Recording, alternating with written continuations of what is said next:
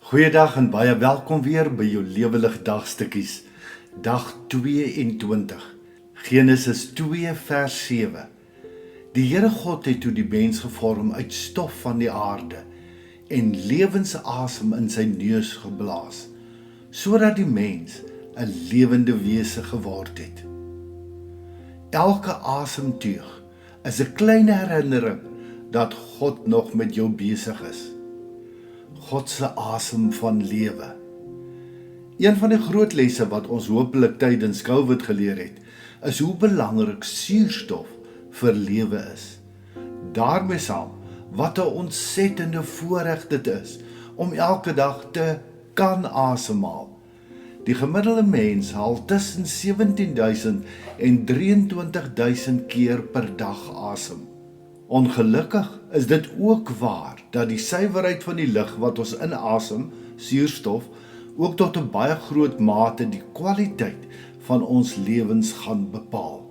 Hoe suiwerder die lug is, hoe beter gaan jy voel en hoe gesonder gaan jy wees.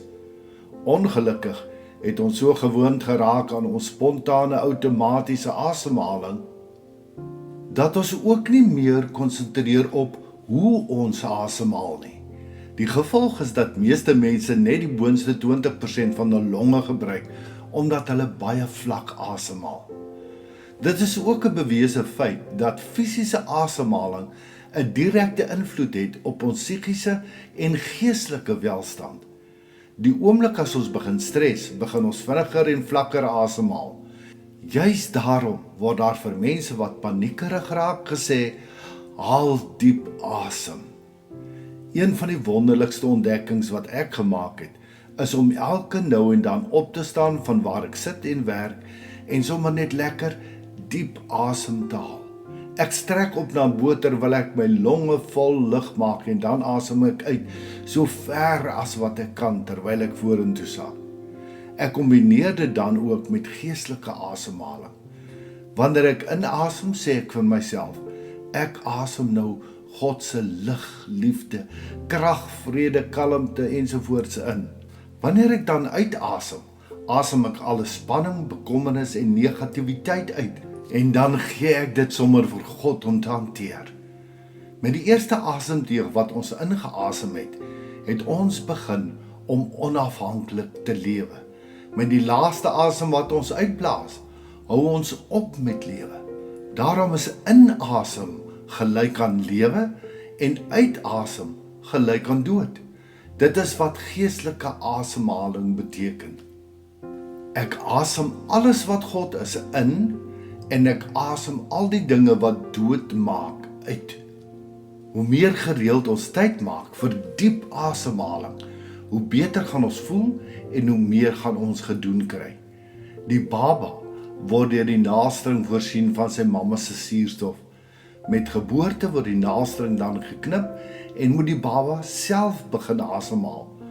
God het die asem van lewe in ons geblaas, maar hy haal nie vir ons asem nie.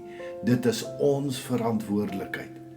Hoe meer ons reg begin asemhaal, hoe stiller raak die geraas in ons koppe en dan begin ons al hoe meer om die Gees se lewegewende krag en leiding te ervaar. Dit waarmee jy jou longe, jou lyf en jou gedagtes voed, gaan die kwaliteit van jou lewe bepaal. Iets om oor na te dink.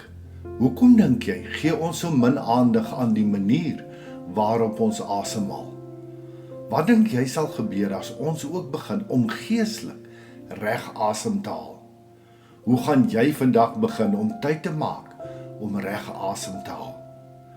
Baie dankie Here vir die voorreg van lewe en vir alles waarin U voorsien, sodat ons kan lewe. Help my om dit meer te waardeer en leer my hoe om geestelik asem te haal elke dag. Amen.